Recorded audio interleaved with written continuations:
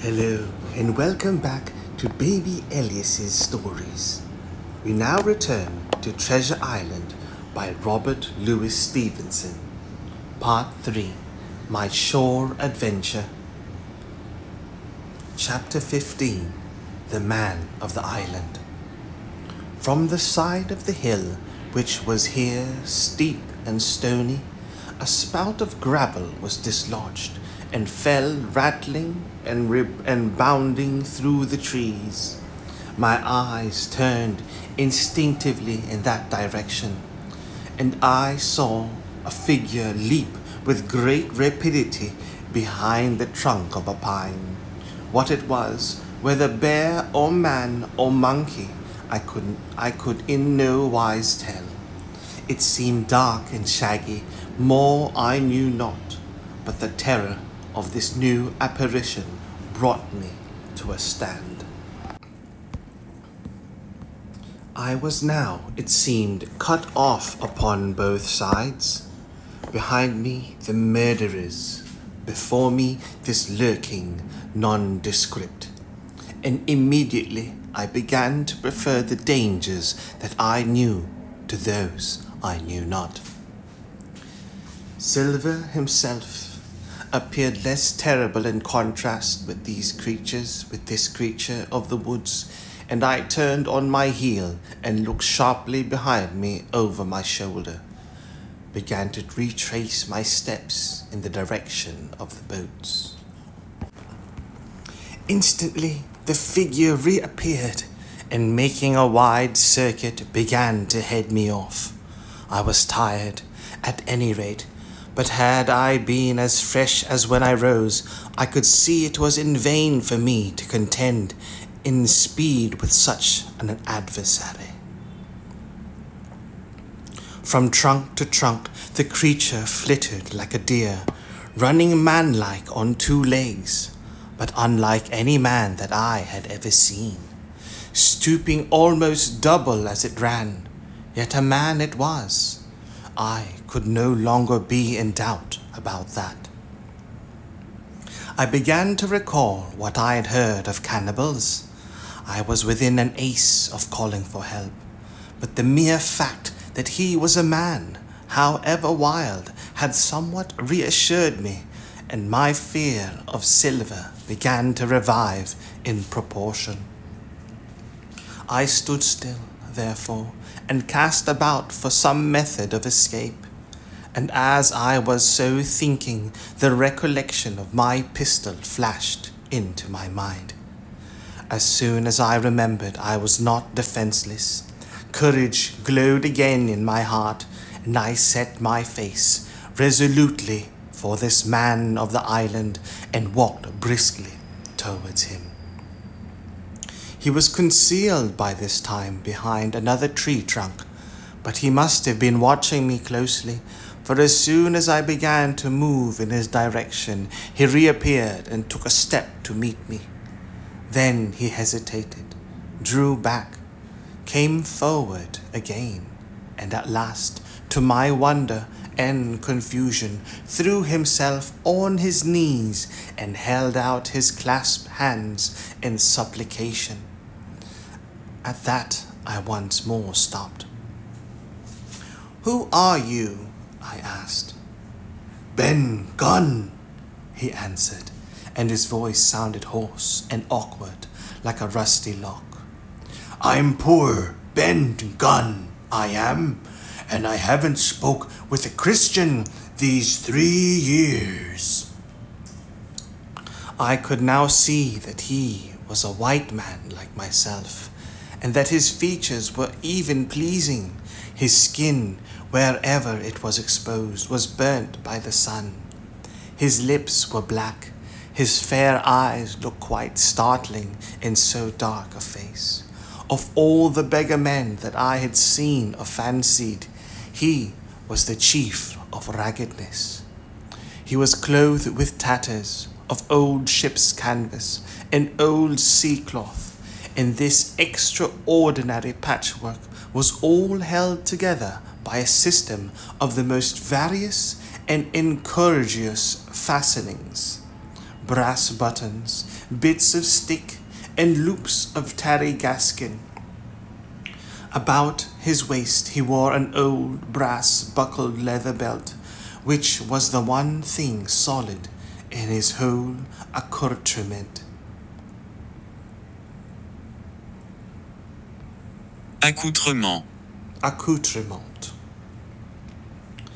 3 years? I cried. Were you shipwrecked? Navy, mate, he said. Marooned.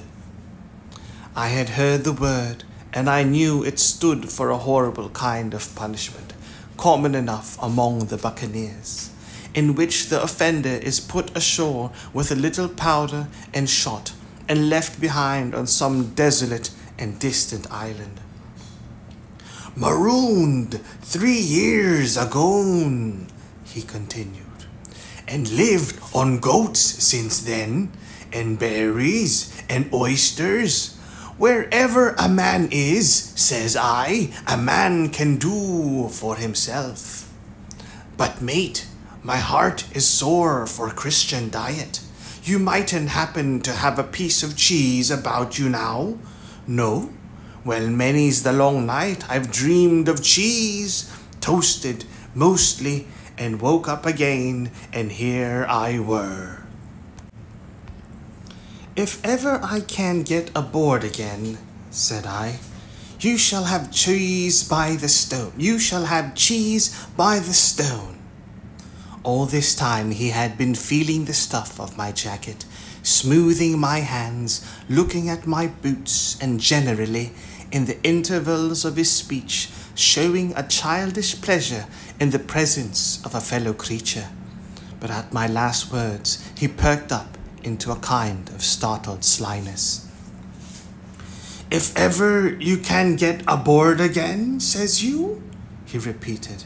Why now, who's to hinder you? Not you, I know, was my reply. And right you was, he cried. Now you, what do you call yourself, mate? Jim, I told him. Jim, says he, quite pleased apparently. Well now, Jim, I've lived that rough as you'd be ashamed to hear of. Now, for instance, you wouldn't think I had had a pious mother to look at me, he asked. Why, no, not in particular, I answered. Ah, well, said he, but I had remarkable pious. I was a civil, pious boy, and could rattle off my catechism that fast as you couldn't tell one word from another. And here's what it come to, Jim. And it begun with Chuck Farthen on the blessed gravestones. That's what it begun with, but it went further than that. And so my mother told me, and predict the whole, she did, the pious woman. But it were Providence that put me here. I've thought it all out in this here lonely island, and I'm back on payty.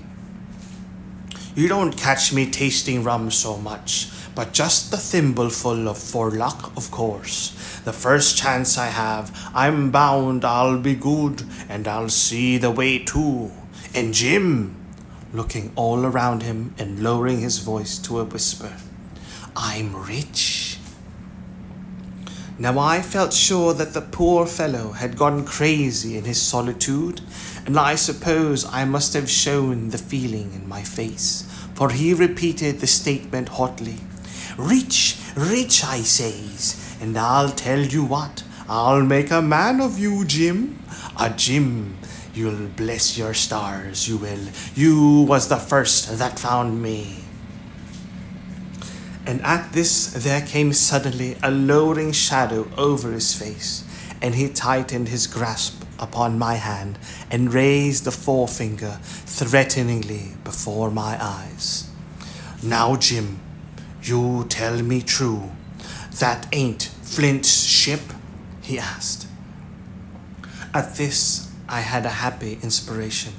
I began to believe that I had found an ally, and I answered him at once. It's not Flint's ship, and Flint is dead.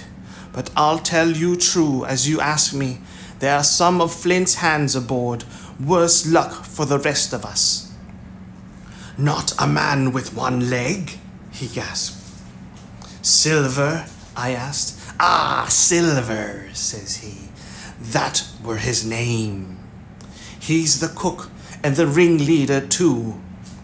He was still holding me by the wrist, and at that he gave it quite a ring.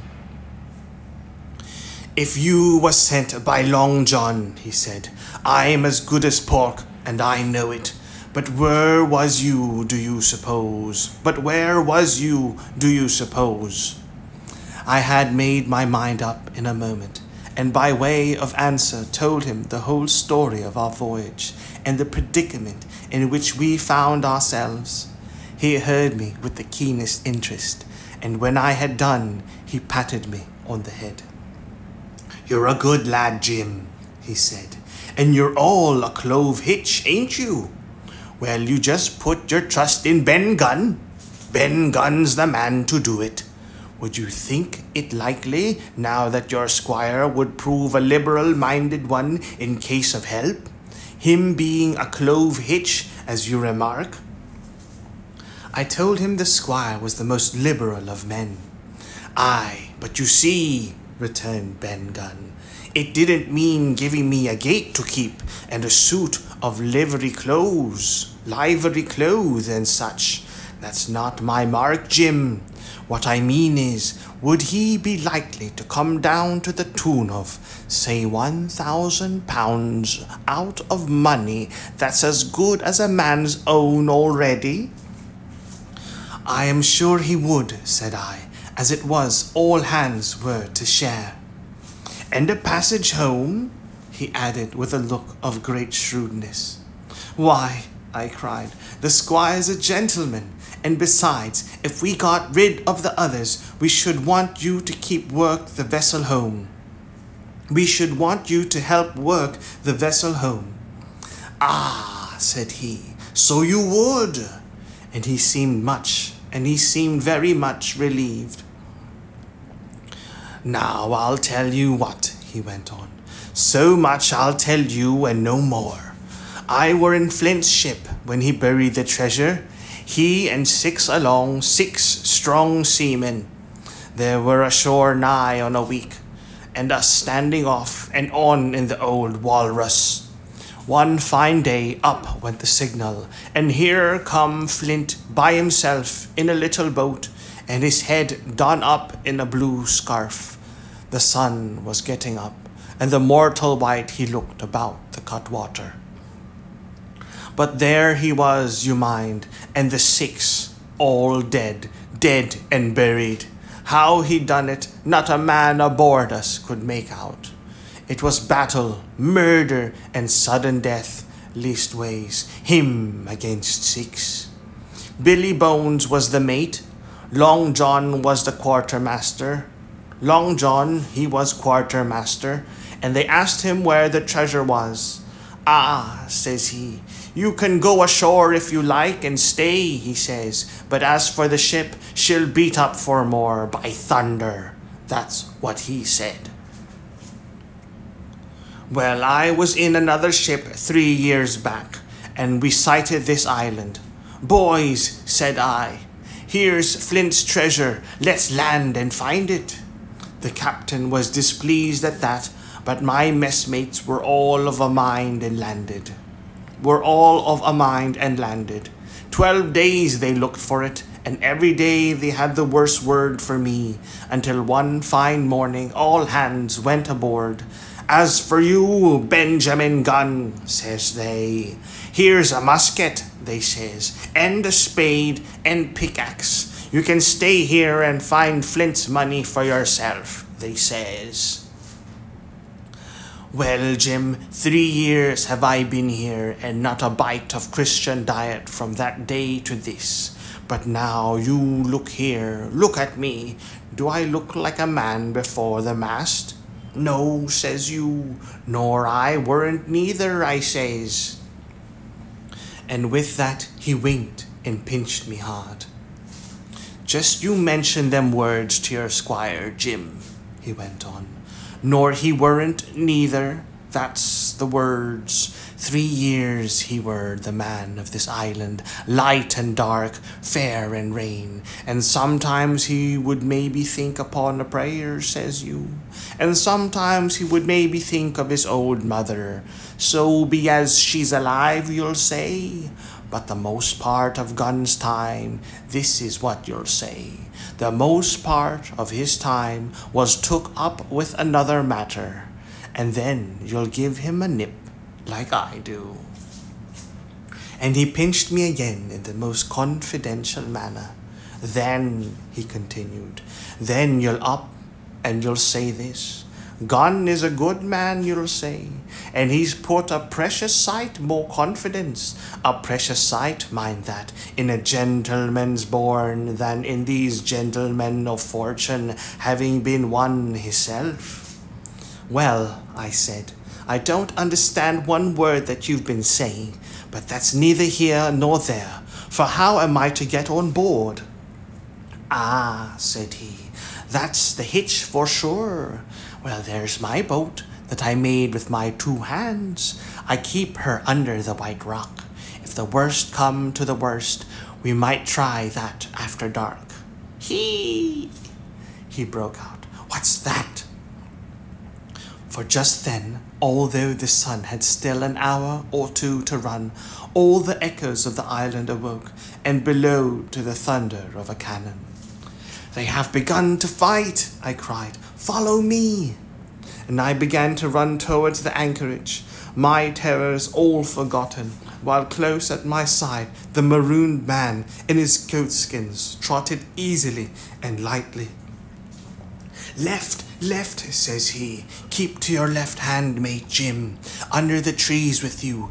There's where I killed my first goat. They don't come down here now. They're all mast-headed on them mountains for the fear of Benjamin Gunn. Ah, there's the cemetery. Cemetery, he must have meant. You see the mounds? I come here and pray, nows and thens, when I thought maybe a Sunday would be about due. It weren't quite a chapel, but it seemed more solemn-like. And then, says you, Ben Gunn was short-handed, no chapeling, nor so much as a Bible and a flag, you says. So he kept talking as I ran, neither expecting nor receiving any answer. The cannon shot was followed, after a considerable interval, by a volley of small arms.